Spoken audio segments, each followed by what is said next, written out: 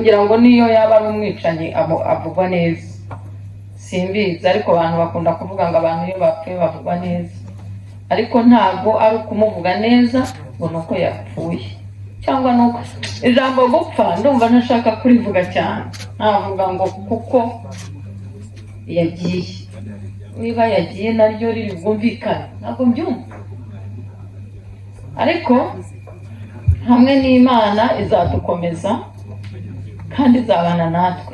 Imana yonyine, ariko atari Imana ntabwo jyewe nabishobora kubaho ntabona John, ntavuga ngo nzongera no kumubona usibye kwa data. Sinzi niba nzanamubona tukamenyana, niba azaba yarabaye musaza wanjye, niba yazaba yarabaye murumuna wanjye, ntabwo mbizi, ariko ibyanditswe bitubwira ko hazaba umuzuko. Tugendera ku ijambo ry'Imana. Rero John yarazi Imana, n'ibyo yakoraga byose yabikoraga azi Imana, azi n'imikorere yayo.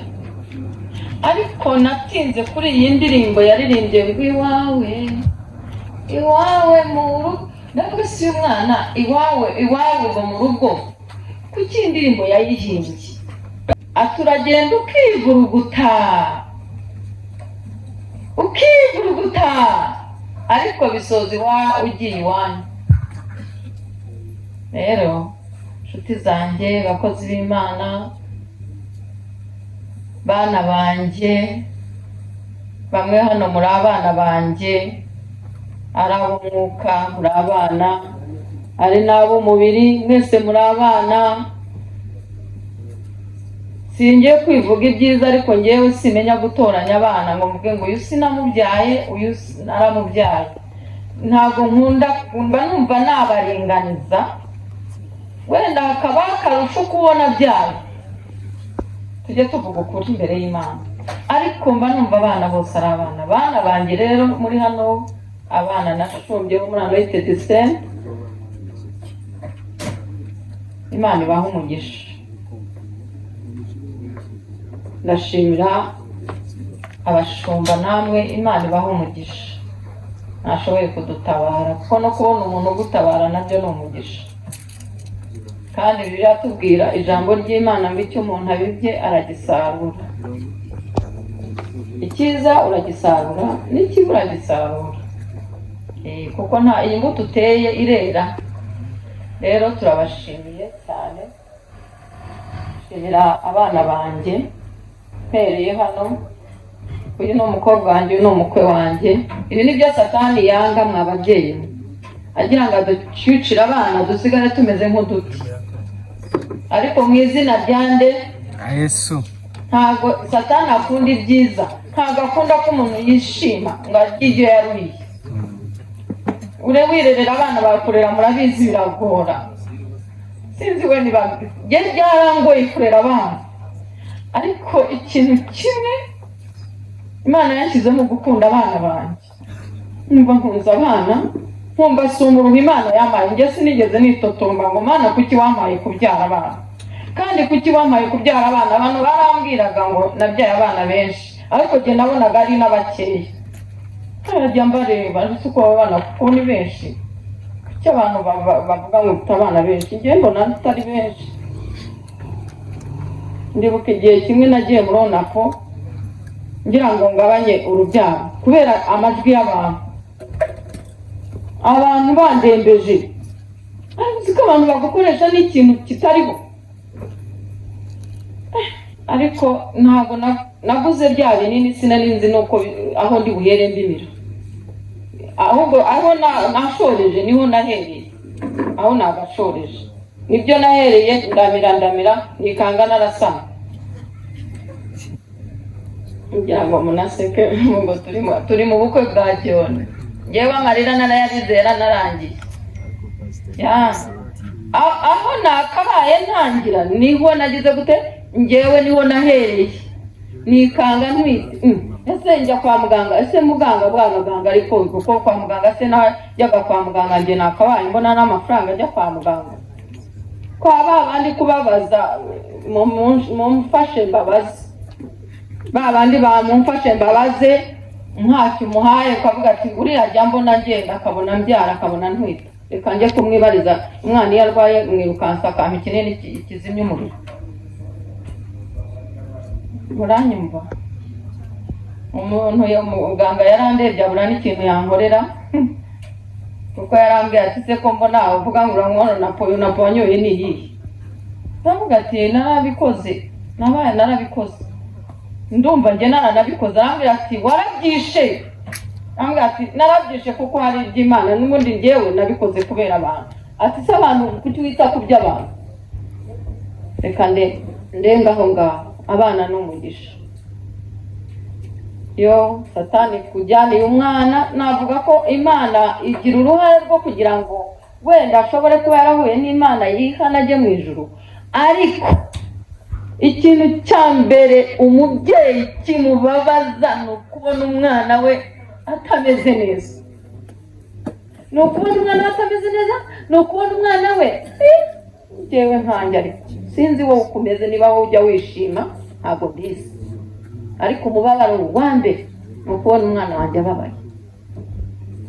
kumva numva mfite ubushobozi sinzi ikintu nanakora, ariko ntabwo. rero ndashimira Imana, tuvuge ngo yatumye Jona, kuko ntabwo Imana irusha amaboko, ntabwo Satani irusha amaboko Imana.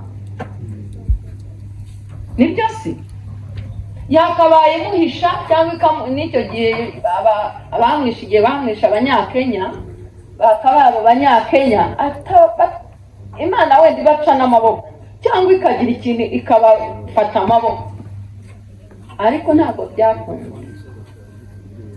rero Imana imuhiruko ridashira, kandi nzamubona. niba nababwiye sinzi uko nzamubona sa, niba azaba ari igikara cyangwa azaba ari inzobe cyangwa azaba asate, ntabwo mbizi, ariko icyo nzi ni uko twese tuzajyayo. rero nababwiye abangaba, urabona ndi hagati, n'iri Satani yanga ntabwo irishaka. wowe uzingira kwishimiye se kwa kundi userebura ngo nashyingiye umwana wanjye yabyaye, ukajya hariya gushima Imana ivuga ati ngo iki, ahubwo ikintu nagukorera wa muntu we sinyizi. ni umwanzi wacu, ariko yaraneshejwe maze kumva ko Jona apfuye. nambwiye ngo we Satani ugarukiraho, sinshaka kongera kukumva ukundi wanjye no mu bana banjye. nicujije ibintu byinshi, ariko nsaba Imana ikintu ngo Mana sinzakwitotondera, kuko ibyo wankoreye biruta ibyo utarankorera. Ana niwe wavuze ati njye ndi wa mugore, ndabarahiye Imana, njye ndi wa mugore wiyaminiye, ndavuga ati ngomba kurera aba bana kandi neza. mfite iki? najyaga ngenda ku mashuri nkamwe ntajya no kwayo hose, naho ntajyaga. nkabaza ni hano mwishyura ngo Satani kanga yatari kuzi kwishyiraho wowe ugiye kubaza New Vision. nagiye ntaho nagiye kubera Imana, numva ngo Imana ariko njye nanjye yabinkuriye. bana banjye kandi bakoze b'Imana, Imana ni nziza. uyu ni umukobwa wanjye, uyu ni umukwe wanjye, nawe n'ibyo mvuga ashobora kuba atabyumva, ariko abambona ko mvuga ibyiza. nuko Imana ikora. ntabwo Satani bibyishimiye, ariko nta kintu izakora. nubwo Jona agiye, ariko nararize ndarira, nkareba ifoto ye, nkareba noneho nabonaga uburanga yaragize burenze. agati umwana ko yarasigaye afite n'ubwiza butebaga agatsinda, nkumva agahinda mu mutima, nkumva urunyo, nkumva simbabeshya umutima wanjye urakamo umuriro. uyu nguyu yarambwira ati se mama, ko nawe tugiye kukubura, wakwihanganye ko natwe tukigukeneye, watubabariye mubyeyi. nkumva sinshaka no kurya, sinshaka no kubaho, mbe ndagenda. ariko nsaba Imana ngo Mana sinzatura ijambo rivuga ngo kuki ibintu bibaye, sinzagutuke, sinzakuvuge nabi, kuko hari ibintu wankoreye, nta kibazo. ndababaye, ariko Mana uyu mubabaro urebe. Imana ishimwe. rero Joni ibintu yakoraga wagira ngo arimo arihuta afite iyo ajya. John yakoraga ibintu yari umuhanga. Icyo nkubwiye cy'umwana ntitwigeze tumushyira mu ishuri ry'umuziki, ntitwigeze tumwigisha ngo uzacurange gutya, ariko umwana yari azi gucuranga amarabiza aho mu rusengero yakoraga ku cyuma, kavuga Imana yanjye mbega ibintu byiza, ukumva ibintu biragenda neza gusa. Njye yakoraga ku cyuma n'ikibi yaba yakoze nkumva nta gihari. Navuga ariko mwana wanjye ufite impano, wagiye wegera Imana, impano uri Imana igenda. Agacuranga kandi akagira ikintu abandi bana, agakunda abandi bana kubafasha muri ibyo bintu bakora, muri iyo miziki bari abaye muri bose, ba Madiba bande n'abandi, hari n'abandi mutazi. Abana bose baza mu rugo nkumva abana baje mu bandi, nkumva baje inshuti z'umwana wanjye nanjye n'abana banjye, nkumva biranejeje, nkumva n'umunezero.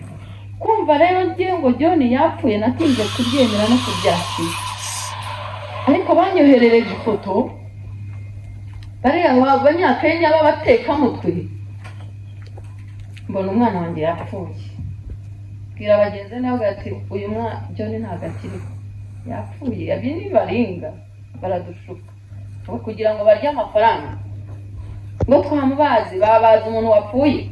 Barambwiye, umugore yarambwiye ati hari umumama witwa Esperance yarambwiye ko abatuye muri Kenya, namwe ati wamururiye ukagenda ukandebera umwana, ukandebera uko ameze, igishoboka cyose tukagikora. Yaragiye arambwira ati ambwiza ukuri baramutuka. Avuga ngo ngiye kumubaga umuntu muzima bagomba kuba ari kuri riba ari 10 na kangahe, uwapfuye rero utarapfa cyane abari kuri 5. Ariko aravuga ati ndamubaga arapfa, ndabanyumubaga arapfa, ndabireka kumubagara nako. Uwo mwana bimbwiye navuze ati umuntu yapfuye ahubwo baratubeshya. Mubwira uwo mwana w'umuhungu w'inshuti ye, nawe se wamfotoreye ngiye nkirebera nkishirira agahinda. Arambwira ati abuze uko agira, numva atangiye kurira ati byarangiye, ko byari byanarangiye kera. Rero John Imana muri ko ridashira, ntabwo bizamba mu mutima, sinzamwibagirwa ngo bya bindi umuntu aribagiwe. Nzajya mwibuka ko n'umwana wanjye mu banjye nubwo agiye nzamusangayo, ndabizi agiye mu ijuru. Hari umuntu wavuze akantu ambabarire niba ari na hano, ariko ntikankoze neza. Ntabwo ibintu byose ariko tubivuga, ariko hari n'ibyo tuvuga kugira ngo n'undi wese abyigireho.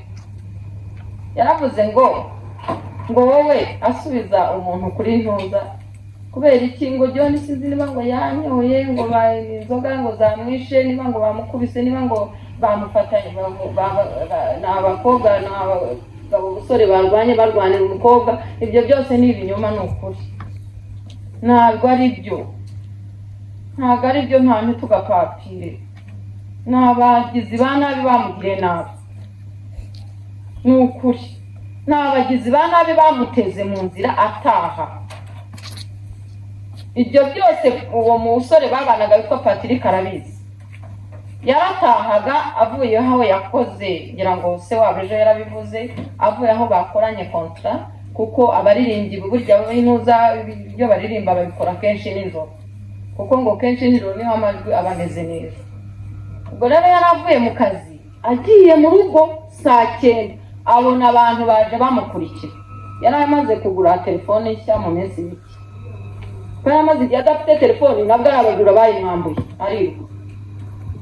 Ni ukuvuga Satani yamugendagaho, ariko Imana ni nziza. Ubwo yagiye nta kindi twakora, Imana imuhira uko ridashira. Rero bakobwa b'Imana, namwe bahungu ba Yesu, bashumba bari hano, babyeyi muri hano, mudusengere Imana dukomeze. Nubwo ndimo mvuga, ariko muri gihe numva mpitira, gihe numva ahantu yavuye habaye icyuho, tumva sinzi kubyakira, ngiranye nkabyakira nkikomeza nkaganira, ariko mukanya nkumva biranze, simbabeshya, nkumva ndamwibutse, nkumva kurya, ariko ubundi gihe naririye ibintu nk'ibyo.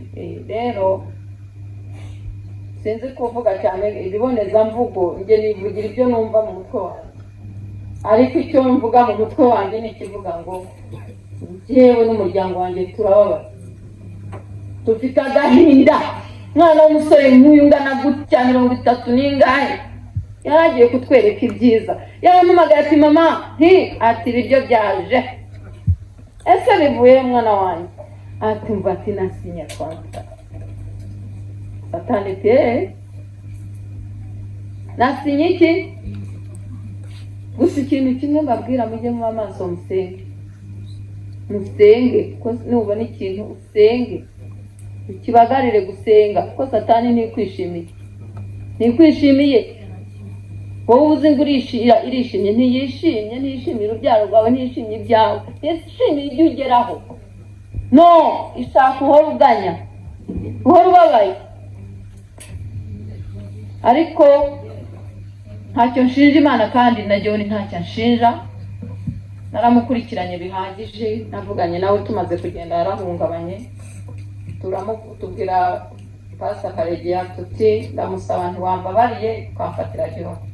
Yarahungabanye, arahungabana avuga ati kuki njyewe? Ariko niko umugambi n'uw'Imana si uwacu, byose ni Imana ibikora. Rero turashima Imana cyane, natwe umuryango wanjye n'abana banjye. Uyu nguyu nawe nari maze igihe ntamubona, niwe nasize bari kumwe ndabasiga. Ariko nubwo nari mpangayikiye John, nari mpangayikiye uyu nguyu umukobwa. Ati Mana ndagiye, mwana wanjye nzumva ngo yatwaye inda. Satana narambwira ibintu byinshi, nzumva ngo yagiye hehe, nzumva. Murabizi ababyeyi uburyo tugira igishyika cy'abakobwa. Ariko inshuti n'umuhungu ujye umusengera. Ariko nshima Imana kubw'abavandimwe banjye twonkanye ibere tuvukana. Ndabashimira cyane. Ndashimira umuryango wa Bishop Apostle Rwandamura, niwe mukuri wacu, Imana imuhe umugisha. Shimira umuryango wa Pastor Butere n'abavandimwe tuva mu ndimo. Shimira umuryango wa Bishop Alex, akaba yungwa mu ntege, nigiye mukuru n'ubwo andi mugufi, ariko niwe mukuru, nije mukuru, niwe nkurikira. None namutanze no gukizwa, utanga no gukorera Imana. Ariko ibyo ntabwo bibaho ngo waratanze, ari igihe watanga umuntu akazana speed akaba yanakunyuzeho. Cyo ntukabyiratana, jye wiratana Yesu wenyine, uvuga uti Imana urandeba ko mfite agakiza cyangwa ndi muri competition yo kwa ari abanca. Icyambere nagakiza, burya ngewe icyo nkurikiza gukorera Imana ni Imana iduhanga, izaduha amakamba y'ubugingo, nakazi Imana iduha muri iyi si igira ngo tuzagire abandi tugezaho ubutumwa bwiza n'umurimo w'Imana iduhaye. Ariko si inyungu zacu ku bwacu. Nubikora rero kugira ngo wibonere inyungu ku bwawe, ari akazi guhaye, ari kurera abantu b'Imana, ukatangira kubyihindurira n'ibyawe. Si nyamvuga Yesu rero mvuge ngo Yesu ngo hanyuma nimba nkuvuze ndagutegetse nawe nkorera ibi. Hari n'igihe itabikora, ariko Imana isigara ari Imana. Tuyihe icyubahiro nubwo John yagiye. Rero ndabashimira cyane, batumye umwana atandagara, baramushyingiye. Nashatse kuza ntibyakwemera kubera ibihugu turimo, ariko ndashimira Imana, yarashyingiwe, yabaye umukobwa mwiza. Dore n'umugabo, Imana iguha umugisha umukwe wanjye, nukuri Imana iguha umugisha. Urabona ukuntu asa neza, ari igikobwa kiduhagiye, nukuri arasa neza. Kandi Imana yarakoze kubaha urubyaro, kuko urubyaro ni umwana uva ku Uwiteka. Numvise ko Jackie yasamye agiye kubyara, narishimye. Rero nabyo yego John yagiye, ariko nabyo kuza nkabona naho ngaho ni Imana. Imana ibaha umugisha. Ndashimira aba bana nabo, Maka ntabwo yumva ururimi mvuga, nzi niba wamusobanurira. Aba ni abahungu Imana yampayemo inyungu. Uyu n'uyu ubyara umukobwa uzaba utegereje ko umuhungu aje, uvuga uti impanga y'undi nawe iraje ndebe. rero ndashimira Imana cyane aba bakoze nabo akazi gakomeye kugira ngo Mighty ya John ive muri Kenya. Bamwe bafatanyije na Bishop, bafatanyije n'umuhungu wanjye Tom. Ni muramu wanjye ariko mubona nk'ari umuhungu wanjye. Naramureze ambona nawe amufata nka mama ariko mu buryo bwo bigize ni muramu wanjye. Ni murumuna w'umugabo wanjye. Rero nawe Imana igumugisha Tom, turashimira na madamu wawe wapurekuye ukagenda agasigara ku rugo ko nawe Imana imumugisha. Kwari n'abagore babi batabyemera. Ariko Imana igumugisha Mama Shama. Dushimira umuryango wa Pastor Hotel na madamu ko nawe yamuretse akajya kubiyo. Ariko barwanye intambara aba bantu barwanye intambara kugira ngo John bari hano kugira tube tugiye kumushyingura muri iki gihugu. Ni Imana. Sinibagiwe kunanone gushimira Imana kubwo igihugu cyacu cy'u Rwanda, igihugu cyiza cyabidufashijemo. Abo bayobozi babifatanije na Pastor Anthony na Bishop Alex n'abandi bose. Igihugu kiradufasha, kiraturengera, gifata n'abajura bishe umwana ubu barafunze. Yego nubwo bariho bakaba bo barya we yapfuye ariko nabo barafunze. Ntago yagaragaye nk'umuntu wapfuye akagwa ku gasozi. Yafite abantu bamukurikirana. Muntu uri hano ndagusaba ngo usenge Imana iguha abantu niba utabafite. Si ukuvuga ngo n'abana bawe gusa, n'abantu. Abantu ni ingenzi. Hari uwasengaga ngo Mana njyewe nzajya nsenga nibonera Imana. Ntawe uzanayivana, uzasenga urinde usaza. Ntawe urayibona kuko iba mu bantu. Rero bantu b'Imana, bakozi b'Imana, abadusengeye, icyifuzo cyacu kikagerwaho n'ubwo umwana wacu yagiye, ariko kugira ngo tumuherekeze mu cyubahiro mu mahoro. Imana yarakoze. Rero abasenze mwese namwe Imana ibaho umugisha. Ushobora kuba utaragiyeyo nangwe ariko nawe warasenze warababaranye natwe kuko biratubwira ngo mubabarane n'abababaye. Ahubwo wareka kujya muri bwa bukwe ukajya kubabarana nawe wundi ubabaye kuko abagukeneye. Kandi ubukwe nabwo umuntu nabwo abagukeneye nabwo. Byose tuba dukeneranye. Rero mwarakoze bavandimwe. Ntabwo mwagombaga kubikora ariko hari nawe utabikora. Hari abatabikora. Imana ibaha umugisha. N'abadamu banyu na Marikiya wanjye yamwihimbiye akazina niba ari wagahimbye ariko nakumvanye muramu mpita nkafata kumurusha. Ahubwo ati mwita Marikiya ko n'umugore udasanzwe. Yewe namubwiye ngo ntakanyite muramukazi. Yasima numva ngo banyite baramukazi. Baramukazi se nibi murumuna. Kuko burya niba ushaka kurya inka uzace ku mugore. Niba ushaka kubaho neza udaciye ku mugore urambabarira uzarinda upfa nta cyiza ubonye. Ni ukuri umugore ni ikintu gikomeye. Imana yatugize abantu badasanzwe kuko yaduhaye no konsa. Abagabo ni bonse, bagabo mumbabarire nimujya mwonsa. Ubu ngubu ntabwo umeze nkanjye. Ndumva aho yavuye hababara. Ndumva kakabere yakuruye kongeye kwaka umuriro. Ntabwo mvuga ngo nawe ntabwo wakoze, nawe ntabwo umugore yabyara wenyine adafite umugabo, ariko uruhare rwinshi rukora umugore. N'Imana irabizi. Nkunda rero ukuntu Abanyamerika bo babikora. Umwana n'umugore ubundi. Jewe ntavuze ngo wa mwana we ntuhajye, papa we ntabwo bamubaza. Ibyo mvuga ni ukubera iki? Ababyeyi murabizi. Byabise wa mugongo yaje rurara, mwana yarwaye, ibiki byose. Jewe rero nari no mu buzima utasobanura, utakize gute, udasobanutse. Ariko ndera abana mu muriro muri fire. Ndera abana mu muriro. Umuvandimwe yagira icyama akansunika, ejo hakaza undi nawe agasunika. Ndera abana mu muriro. Ariko ndashimana ko bakuze. N'uyu upfuye ntapfuye kuko yishwe n'inzara, ntapfuye kuko yabuze ahaba, ntapfuye kuko oya, Imana yarabikoze.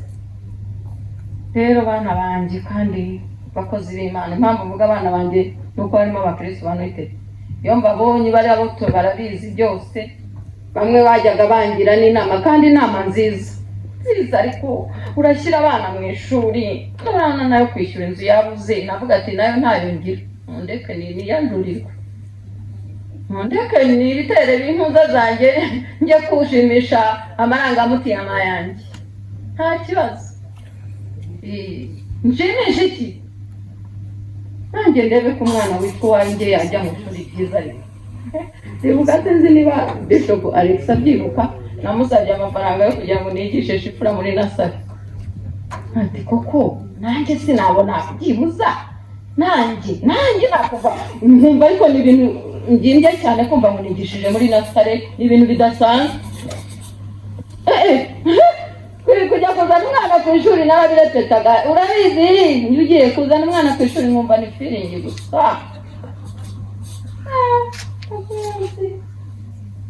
uko gusa numva uyu mwana atapfa iki gihe, simbabe numve iki gihe atapfa, numva ariko Imana sinzayifotombe, numva atari ko twari numvaga twazashima, ambwira ko yarambwira ko azampa igikombe agifata, akambwira ati mama ni wowe nkunda ku isi, ni wowe zaguha igikombe, n'umugore nzashaka uzabanza umushime, ese mwana wanjye nzakubakira, atuzanyubakira utazemera azigendera, ariko apfuye ntacyo ampaye, narabivuze, hari umunake karambwira kati mama komera natwe turi abana, atereka ibyo atakoze tuzabikora, rero wikwiyica ngo nuko jyewe napfuye, natwe turagushaka mubyeyi wacu, si ukubyirata ariko burya bucyo umuntu abibyagira ate. Rero ndashimira mwese, ndabashimira abantu badutabaye, abantu babyumvise bakadusengera, abantu bababaranye natwe kugeza na n'ubu, Imana ibahe umugisha. Sinavuga iki nareka iki ko uyu munsi udasanzwe, ari ukuvuga amateka. Ndashimirana twigeze hari gahunda twakoranye na Mukashyaka yo kugira ngo dufashe John, yabimfashijemo, ibyo n'igihe nawe tubiziranyeho. Imana iguhe umugisha.